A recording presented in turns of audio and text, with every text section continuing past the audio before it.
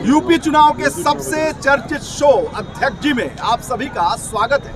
2007 में यूपी में एक नारा लगा था, ब्राह्मण शंख बजाएंगे और हाथी बढ़ता जाएगा। तो ये नारा आज भी लग रहा है, लेकिन सवाल ये है कि साइकिल वाले कह रहे हैं कि पंडित जी शंख हमारे लिए बजाएं, कमल वाले कह रहे हैं कि हमारे लिए बजाएं, और जो पंजे वाले हैं वो पुश्तैनी अपना हक मानते हैं। तो आखिर पंडित जी करें क्या, किसके लिए बजाएं?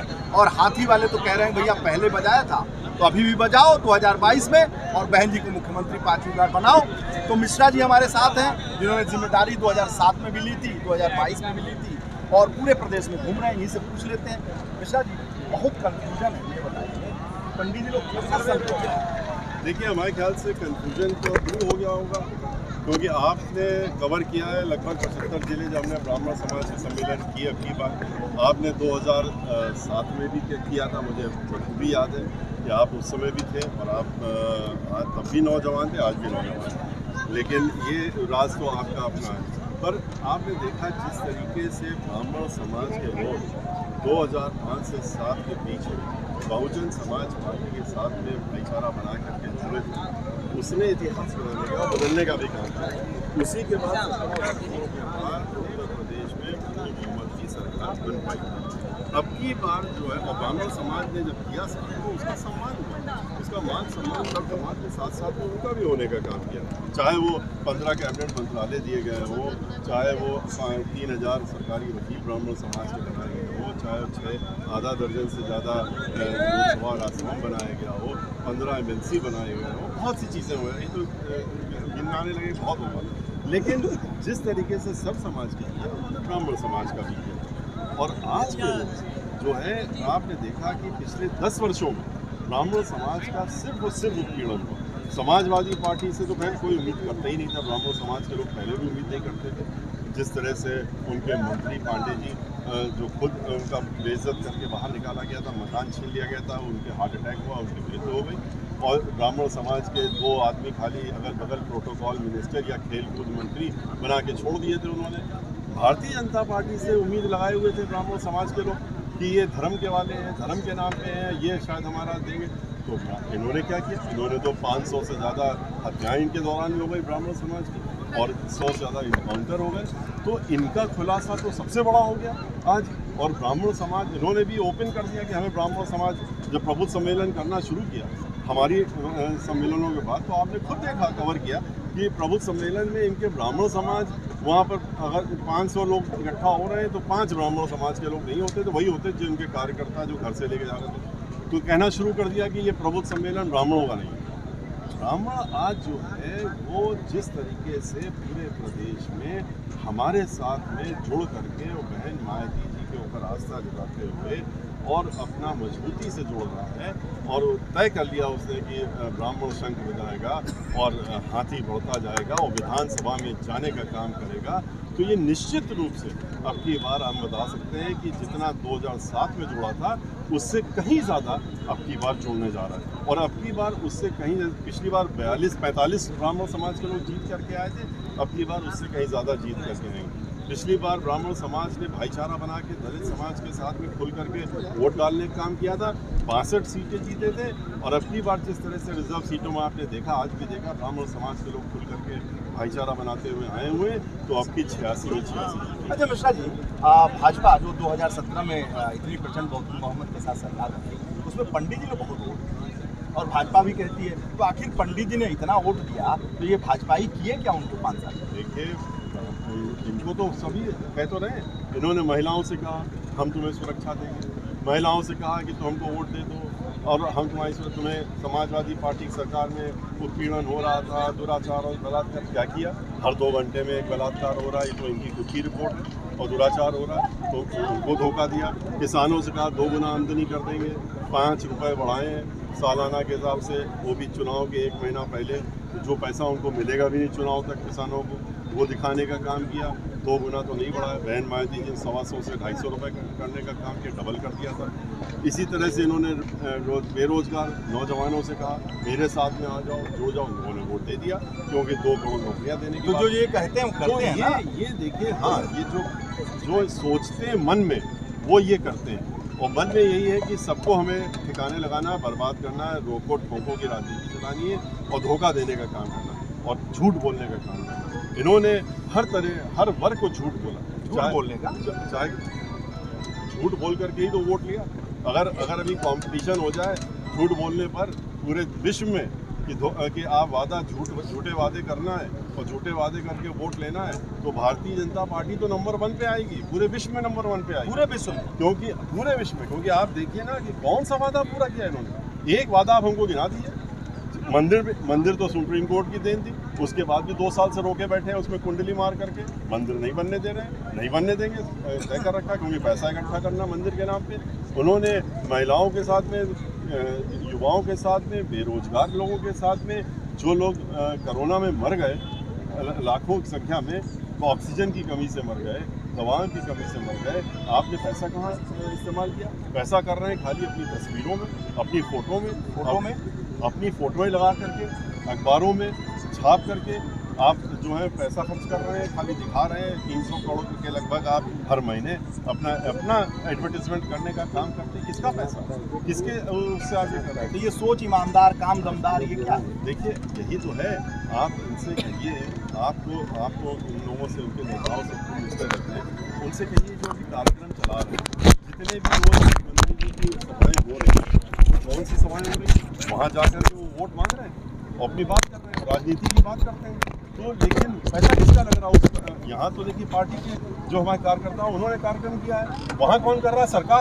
सरकार के इन कार्यक्रमों पर की है, क्योंकि कोई ना कोई फीता काटने का कार्यक्रम, कोई ना कोई दोबारा से फीता काटने का कार्यक्रम, कोई सरकारी योजना को लेकर के वो एक कार्यक्रम की घोषणा कर देते हैं और उसमें लाखों करोड़ों रुपए खर्चा करके। प्रधानमंत्री जी भी तो आ रहे हैं। देखिए प्रधानमंत्री जी और वो आ रहे हैं, वो क्योंकि आ रहे हैं, वो जानते हैं कि अब यहाँ पर कुछ हालत जो है बहुत खराब हो गई है। और वो देखिए प्रधानमंत्री जी को भी ये एहसास हो गया कि उत्तर प्रदेश की क्या हालत है और योगी जी के रहते हुए क्या हालत हुई, ये तो आपने देख ही लिया है कि उत्तर प्रदेश में हर आदमी दुखी है, हर आदमी व्यापारी भी दुखी है। गोरखपुर में जहाँ के हमारे मुख्यमंत्री जी हैं, वहीं पर घुस करके 12 बजे रात में मार दिया जाता है। योगी का मतलब तो प्रधानमंत्री बताया, यूपी योगी बहुत उपयोगी।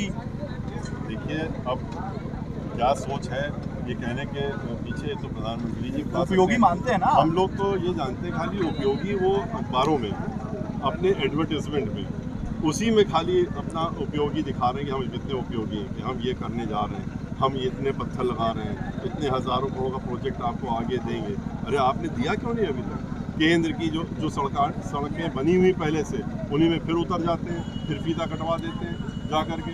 जेवर एयरपोर्ट जो बहुजन समाज पार्टी की देन है, उसमें जाकर के पत्थर लगवा दिया। कितना बड़ा हाईवे बना दिया। हाईवे बता तो रहे हैं कि गंगा एक्सप्रेसवे का पत्थर लग गया और हम लोगों ने कहा था कि बलिया तक बहन माता जी का पत्थर लगा हुआ है, उसी के बगल में एक पत्थर अपना भी लगा दिया इन्होंने कि हम गंगा एक्सप्रेसवे अब हम बलिया तक नहीं ले जाएंगे, अब हम ले जाएंगे तो इलाहाबाद तक ले जाएंगे। बड़ा संकट है, जनता ये समझ नहीं पा रही कि जो पत्थर वो लगाएं, जो शिलान्यास करें, जो लोकार्पण करें। या तो समाजवादी पार्टी दावा कर देती कि हमने कर दिया, बसपा दावा कर देती कि हमने किया, तो ये 5 साल में भैया किए क्या? देखिए यही तो उनसे पूछ रही जनता, क्यों नहीं जनता के बीच में जा रहे हैं? अभी भी जो यात्रा करा रहे हैं पूरे प्रदेश में हम निकाली है, तो मेन रोड में क्यों जा रहे हैं? घरों में क्यों, अंदर क्यों नहीं जा रहे हैं? मोहल्लों में, लोगों की बस्तियों में क्यों नहीं जा रहे हैं लेकर के? खाली सड़क से निकल जाते हैं। कल हम थे वहाँ चंदौली में, देख रहे थे सड़क में 5 जगह 25-25 कुर्सियाँ 5 स्थानों पे लगी हुई थी, क्योंकि वहाँ मंत्री जी कोई जा रहे थे, कोई विश्वास यात्रा निकलने वाली थी। बहुत बड़ी भीड़ हो रही है। तो भीड़ तो आप देख रहे हैं कि कैसी भीड़ हो रही है, उनके यहाँ कैसी भीड़ हो रही है, जहाँ की इतने बड़े कार्यक्रम हो रहे हैं, सरकारी कार्यक्रम हो रहे हैं, जहाँ पूरे प्रदेश से लोगों को इकट्ठा करके और करोड़ों रुपए खर्चा करके वहाँ लाया जाता है। और उस भीड़ को देखा आपने, हमारे कार्यक्रम में भी भीड़ देखी है, इसके पहले भी देखी, आज भी देखी, कल वाली भी देखी होगी, परसों मिर्ज़ापुर वाली भी देखी होगी, सभी आपके पास तो सब जगह आ रहा है। और ये वो लोग हैं जो खुद स्वयं चल करके आ रहे हैं। अच्छा, आप विकास दुबे, खुशी दुबे का अभी मामला बहुत उठाते हैं हर सभाओं में, क्या फिर जनता जानना चाहती है कि क्या मामला है? देखिए खुशी दुबे के साथ में जिस तरह से व्यवहार हो रहा है और जिस तरह से ये बताया जा रहा है कि सीधे मॉनिटर हो रहा है मुख्यमंत्री कार्यालय, ये बड़ा अचंभित है। कि आप एक 16.5 साल की लड़की से आप डायरेक्ट उसका मामला जो है मुख्यमंत्री कार्यालय उसको देखने सुनने काम कर रहा कि उसकी बेल ना होने पाए। अरे वो तो उस घर की नहीं थी, वो तो कोई बंदूक वाली नहीं थी, तो वो तो कहीं बाहर से ब्याह करके उस पर एक दिन पहले आई थी और उसका 1.5 साल से अभी तक बेल होने नहीं थी। क्या उसका मृत शरीर ही बाहर निकलवाना चाहते हैं? अभी आपने देखा किस तरह से ब्राह्मण समाज की वो रेणु शर्मा, आप पता लगाइए जा करके, हाथरस का ही मामला है जहाँ पर पहले दर्दनाक किस्सा हुआ दलित लड़की के साथ में जिसका शरीर ढाई बजे रात में पुलिस वालों ने जलवा दिया। वहाँ पर रेणु शर्मा वो तो एक पॉलिटिकल महिला थी, काम करती थी, लोग पूर्व ब्लॉक प्रमुख थी और उसको फर्जी मुकदमे में जेल भिजवा दिया और जेल भिजवाने के बाद जब अदालत ने उसको बेल दे दी, बेल इनके विरोध के बाद भी बेल मिल गई उसकी, 15 दिनों तक उसको बाहर नहीं आने दिया क्योंकि वो ब्राह्मण समाज की महिला थी। तो इतनी पैरवी की गई कि बेल ना हो, जब बेल हो गई तो उसको जेल से नहीं आने दिया जब तक वो मर नहीं गई अंदर, उसका मृत शरीर बाहर। आप पुजारियों की भी बात करते हैं? देखिए, पुजारियों की बात इसलिए करते हैं कि आज आप देखिए आज उत्तर प्रदेश में क्या हो रहा है। जितने भी ये ब्राह्मण पुजारी हैं उनको मंदिरों से बाहर निकालने का काम, जितने भी मंदिर हैं जहाँ पर ब्राह्मण पुजारी थे और अभी से नहीं सैकड़ों वर्षों से उनकी पुश्तें पूजा करती आ रही है, उनको सबको धीरे धीरे उन मंदिरों पर कब्जा करने का काम मठ द्वारा हो रहा है। मठ के जो उनके पुजारी हैं या क्या उनको कहते हैं मुझे नहीं पता, पुजारी शायद नहीं कहते हैं, उनको कुछ और कहते हैं ये लोग, तो जो नाथ समुदाय के लोग वहाँ के हैं उनको भेज दिया गया है कि इन मंदिरों पे कब्जा कर लो, इन ब्राह्मण पुजारियों को बाहर कर दो, जो बड़े मंदिर हैं उनका अधिग्रहण कर लो। काशी विश्वनाथ जी में आप देखे जाके पूरी आस्था की जो स्थान था, जगह था, उसको एक पर्यटक स्थल बदल दिया। मैं परसों मिर्ज़ापुर में माँ विंध्यवासिनी जी के दर्शन करने गया, मैं अचंभित रह गया। जितने लोग आज यहाँ पर हैं इतने ही लोगों ने मुझको वहाँ घेर लिया और कहा कि आप जरा 2 मिनट हमारी बात सुन लीजिए। हमने क्या ऐसा हो गया, हम तो दर्शन करने आए। तो बोले नहीं, आप दर्शन कर लीजिए, फिर आके हमारी बात सुन लीजिए। उन्होंने कहा कि देखिए हम लोग इतने लोग हैं, 100 से ज़्यादा तो वहीं इकट्ठा थे। उन्होंने कहा कि हमारे सारे मकान तोड़ दिए, दुकानें तोड़ दी, हम लोगों की रोटी रोजी ले ली और कह रहे हैं इसको हम पर्यटक स्थल घोषित करने जा रहे हैं, तो इसलिए हम सारा मंदिर का जो तौर तरीका वो बदलने आ रहे हैं, इसको सौंदर्यीकरण करके और पर्यटक स्थल में बदलने आ रहे हैं। अब आप ही बताइए कि हम तो ब्राह्मण हैं और हम लोगों की आस्था जुड़ी रहती है मंदिरों में और देवी देवताओं में, इसी तरह से अन्य जितने भी हिंदू समाज के लोग हैं सबकी जुड़ी रहती है। वो लोग वहाँ पर जाते हैं एक आस्था से कि हम उनके दर्शन करेंगे, एक दिव्य स्थान है, उस दिव्य स्थान को बदल करके और उसको आप पूजा के दिव्य स्थान को बदल करके और वहाँ पर उसको कन्वर्ट करते हैं एक पर्यटक स्थल पे। तो बाबा विश्वनाथ को दिव्य बना दिया, पर्यटक स्थल बना दिया, वो भी पर्यटक स्थल बना दिया। वहाँ पर मॉल बन गया है, वहाँ पर जो गैलरी बनी है अभी खोली नहीं है, अभी काम चल रहा है उसमें। जैसा कि कल हम गए थे, हमको पता लगा अभी काम चल रहा है, इसलिए बंद कर दिया गया है। वो एक दिन के लिए करा गया था आप लोगों के लिए, फिर बंद कर दिया गया। और वहाँ पर मॉल बन रहा है, उसमें दुकानें बनेंगी, शौचालय बनेंगे, लोगों के उठने बैठने बनेंगे, जो इन लोगों के नेता लोग हैं उनके लिए वहाँ रहने की व्यवस्था हो रही है, उनके मीटिंग के स्थल बन रहे हैं। तो ये सारी चीज़ें क्या दिव्य स्थान में होती हैं? दिव्य स्थान पे लोग जाते हैं आस्था से और जा करके माथा टेक करके फिर अपने घर वापस चले जाते हैं। लेकिन वहाँ पर कोई पर्यटक की तरह देखने नहीं आता कि हम पर्यटक स्थल पे आ गए। तो अब इन सारे स्थानों को एक एक करके बदलने का, आप तो कह रहे पुजारियों को भी ठोको नीति में ठोक दिया, तो कितने पुजारी मर गए? आप लोगों ने खुद ही लिस्ट दी थी पिछली बार, आधा दर्जन से ज़्यादा तो नाम पिछली बार हमने खुद ही लेकर के पढ़ने का काम किया था। आज हम प्रबुद्ध सम्मेलन करें जिसमें पुजारी लोगों को मार दिया गया, उनकी हत्याएं हो गई, तो तभी तो डरा के दहशत होगी।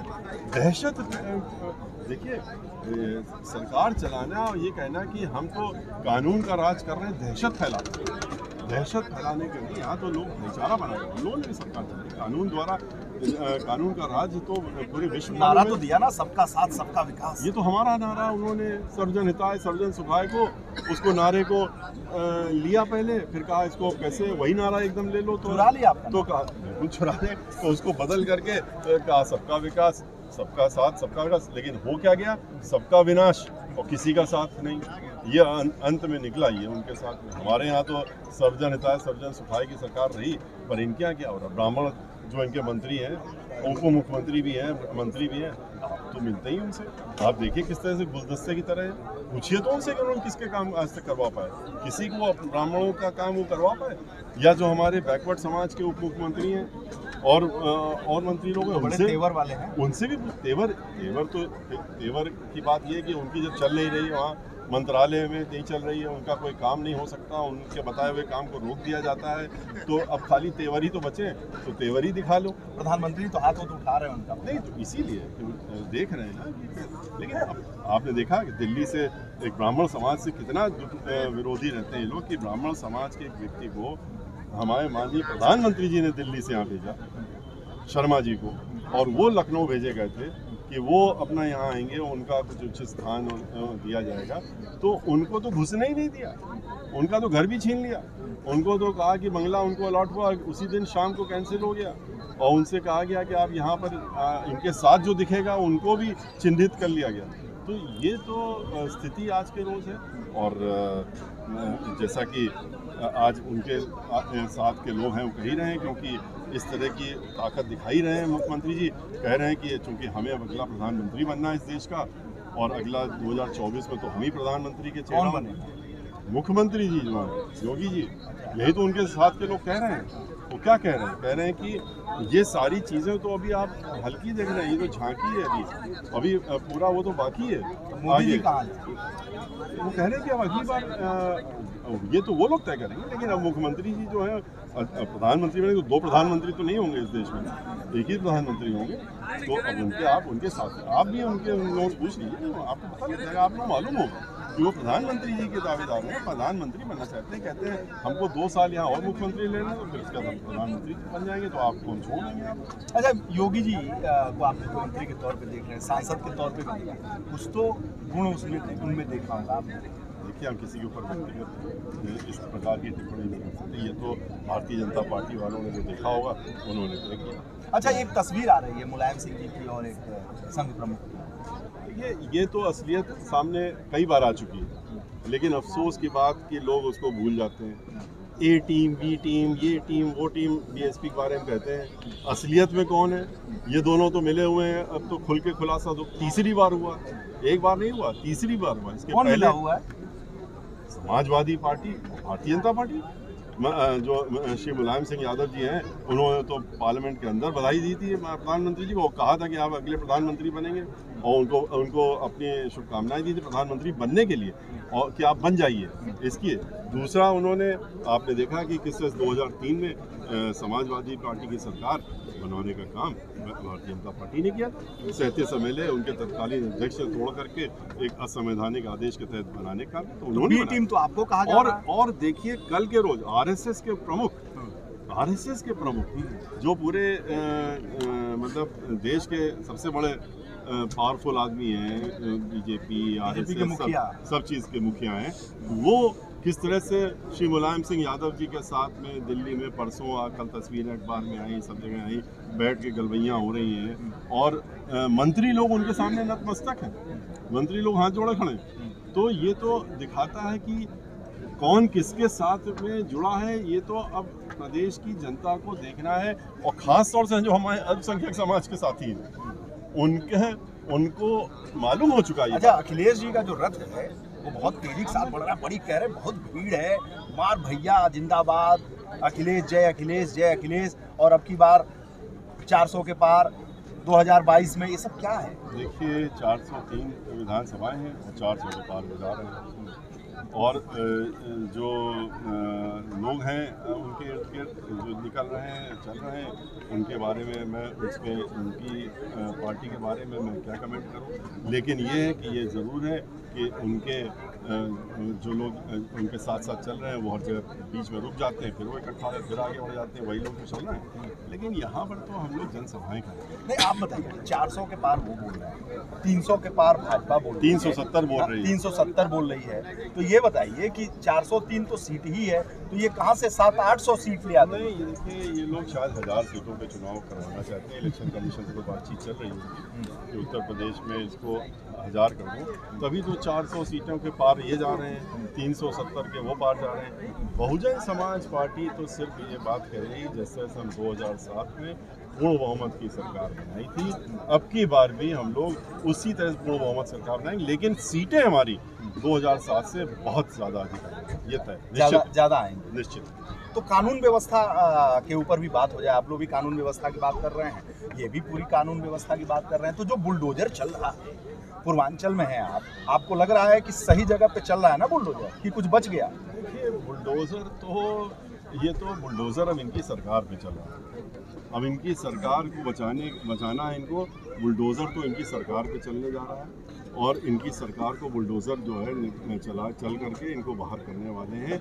ये यहाँ की जनता करने वाले। नहीं तो बुलडोजर सही जगह पे चला। देखिए बुलडोजर क्या चीज़ होती है, ये तो आपने देखा ना। बुलडोजर चला लें जो इनके समाज के लोग हैं, माफिया, मुखिया और डॉन्स, वो सब जो हैं चला के दिखा दें। अगर हिम्मत, नाम नहीं हम लेते हैं, सब आप भी जानते हैं और वो लोग भी जानते हैं, जो इनके सब साथी लोग हैं और इनके साथ में चल रहे हैं, उनको उन पर चला करके दिखा दें। मतलब उनके ऊपर जो बुलडोजर चल रहा है वो पहचान के चल रहा है क्या? कौन सी जात, कौन सी धर्म, कौन सा क्या, इस तरह से चीज़ें सारे काम हो रहे हैं, उसी हिसाब से चल रहे हैं। और जैसे समाजवादी पार्टी में यही देखा जाता, तो ये भी यही देख रहे हैं। लेकिन इसके साथ साथ में हाँ, गाड़ी भी चलाने का काम कर रहे हैं, रौंदने का भी काम कर रहे हैं। किसानों को रौंद दिया, पलटने का भी काम, किसानों को चार किसानों को दबा के मार दिया। और हम तो गए थे वहाँ खुद, 1 दर्जन से ज़्यादा इतने बिल्कुल घायल हो गए, उनका पूरे जीवन भर के लिए अपंग हो गए। गाड़ी पलटने से भी लोग डरते हैं। हाँ, देखिए गाड़ियाँ तो आप तो गाड़ी से चलते हैं, मतलब डर तो नहीं लगता आप पलटने से? देखिए वो जब तक ऊपर वाला नहीं चाहता है तो किसी के हाथ में कुछ होता नहीं है। हम लोग इस तरह डरने लगे तो हो चुका है। लेकिन मतलब ये किस तरह का डर और खौफ का माहौल? ये तो देखिए ये सब खत्म हो गया। अब डर वर कुछ नहीं रह गया। आप सबको मालूम हो गया है कि चुनाव 10 दिन बाद है। अब कोई डरने वाला नहीं है। अब सबको ये, अब डरना तो इनको है इस बात से, क्योंकि अब बहन मायावती जी आ रही हैं, ये इन लोगों को सोचना है। अब जब से शिवपाल जी मिले, अखिलेश जी बड़े उत्साहित हैं, शिवपाल जी भी उत्साहित हैं। अब क्या लग रहा है, आप सत्ता में आ ही रहे हैं? देखिए वो तो आपको मालूम है कि कितने दिन साथ रहते हैं, कितने दिन नहीं रहते हैं, ये भी अभी आपको मालूम हो जाएगा। जिस तरह से उनके और साथी लोग हैं, कब क्या कहते हैं, कब क्या नहीं कहते हैं। आपके ही साथ में कभी कुछ बोल देते हैं, कभी कुछ और बोल देते हैं, वो भी हमने देखा है।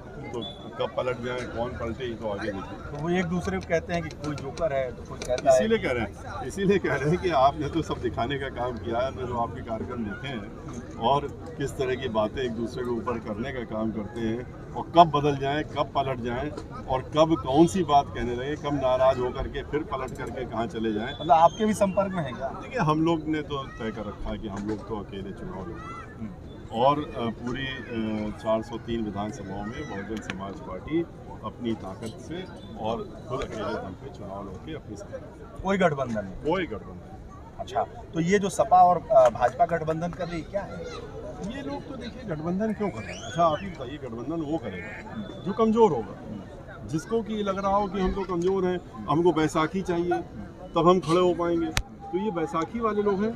ये दोनों पार्टियां कमज़ोर महसूस कर रही हैं, बैसाखी ढूंढ रही हैं। हम लोग जो हैं इतने मजबूत हैं बहुजन समाज पार्टी की, हमें कोई बैसाखी की ज़रूरत नहीं, और हम इसीलिए बैसाखी ढूंढ नहीं रहे। बैसाखी के बगैर हम अपनी ताकत से और अपने दम पे खड़े हैं और अपनी सरकार बनाएंगे। अच्छा, ये जो बात हो रही है कि पूरा कुनबा इस समय आपका मायावती जी को मुख्यमंत्री 5वीं बार बनाने में लगा हुआ है, तो क्या ये लोग चुनाव भी लड़ेंगे? नहीं, दूर तक नहीं। ना हमारी पत्नी जो महिला सम्मेलन कर रही है, महिलाओं के बीच में जा रही हैं, या हमारे पुत्र जो हैं ये नौजवानों की बात उनके बीच में जा रहे हैं। और लेकिन ये लोग ना किसी पार्टी पद में भी नहीं है कोई, और ना ही कोई चुनाव लड़ने जा रहे हैं। ये लोग सिर्फ और सिर्फ जो हैं हम लोगों के हमारे साथ में मिलकर के और बहुजन समाज पार्टी के हाथों को मजबूत करने के लिए और बहन मायावती जी को मुख्यमंत्री बनाने के लिए अपना कार्य कर रहे हैं। और ये काम खाली हम नहीं, हमारा जितना भी ये कुनबा, बड़ा वाला कुनबा है बहुजन समाज का, ये सब लोग आप कहीं भी जाएंगे, आप पूछेंगे तो आपको पता लगेगा कि हमारे हर कार्यकर्ता का पूरा परिवार वो लगा हुआ। एक शख्स सतीश मिश्रा जी की हर सभा में पिछले 7-8 महीने से आपको दिख रहा होगा। ये वो कोई सामान्य शख्स नहीं है, कपिल मिश्रा हैं, पेशे से वकील हैं, और ये मिश्रा जी के पुत्र भी हैं। भाषण भी बहुत अच्छा दे रहे हैं, और इन्हीं से जानते हैं कि भाई वकील तो है ही हैं आप, पिताजी भी आपके वकील थे, तो अब अगली पारी राजनीति की शुरू कर दिया आपने? जी नहीं, मैं यहाँ ना कोई नेता बनने आया हूँ, ना मैं कोई राजनीतिक पारी शुरू कर रहा हूँ। मैं बस यहाँ इस प्रदेश के युवाओं का जो तकलीफ़ें जो देखी मैंने अपने पिताजी के साथ, हम लोग मिलते हैं, हम लोग डेली मिलते थे, तो मैं बस उनका मुख्य साथी बनने आया हूँ और उनकी तकलीफ़ें आदरणीय बहन जी तक पहुँचाने का एक जरिया बने। काम चुनाव लड़ेंगे आप? नहीं, बिल्कुल नहीं, तो मैं कोई चुनाव नहीं लड़ रहा, हमें परिवार से कोई चुनाव नहीं लड़ने जा रहे हैं, ना हम कोई पार्टी में जैसे मेरे पिताजी होता है कोई पद ले रहे हैं। मिश्रा जी, ये यंग मैन जो हैं वो कह रहे हैं कि हम चुनाव भी नहीं लड़ेंगे, तो ये भी नौजवान साथी हैं। एक और नौजवान शख्स मायावती जी के पीछे हमें दिखाई देते हैं, उनका नाम है आकाश आनंद। क्या वो भी चुनाव लड़ेंगे? नहीं, वो भी आप देख रहे हैं, आपके सामने सब रोज आ रहा होगा उनका, उत्तराखंड में भी, पंजाब में भी, दिल्ली में भी, हर जगह वो वहाँ देख रहे हैं, और वो भी कोई चुनाव नहीं लड़ रहा और ना लड़ेंगे। पार्टी को मजबूत करने के लिए, नौजवानों को साथ देने के लिए वो भी लगे हुए हैं। अच्छा मिश्रा जी, एक सवाल अब हो रहा है कि हरिशंकर तिवारी परिवार का जाना आपको लगता है कि पार्टी के लिए बहुत बड़ा एक झटका है? कैसा झटका है? वो तो पहले भी समाजवादी पार्टी में वो लोग रह चुके हैं और उसके पहले चुनाव भी लड़ चुके हैं, और जहाँ से चुनाव लड़े थे जब किसी और पार्टी से, बहुजन समाज पार्टी जीती। जब बहुजन समाज पार्टी में आए तो वो जीते, और जब बहुजन समाज पार्टी में नहीं थे तो बहुजन समाज पार्टी का जो हमारा प्रत्याशी था वो जीता। इसलिए हम लोगों का देखिए, हमारा जो बेस वोट है वो सर्वजन का, और वो बहुजन समाज पार्टी के साथ में बिल्कुल बहन मायावती जी के साथ में एक पहाड़ की तरह, चट्टान की तरह पीछे खड़ा है। तो इसलिए जब जहाँ वो है वही उसी की जीत होती है, और जीत अब की बार भी बहुजन समाज पार्टी की होने वाली, हर जगह इन जगहों पर भी होगी। अच्छा, नसीमुद्दीन चले गए, तमाम लालजी वर्मा चले गए, रामचंद्र राजभर चले गए, कहा जा रहा है कि काशीराम के ज़माने का हर वो नेता चला गया बसपा से जो कह सकता है कि हम काशीराम के ज़माने में मंत्री थे, विधायक थे, सांसद थे, तो इससे पार्टी को क्षति नहीं पहुँची? देखिए, पार्टी बहुजन समाज पार्टी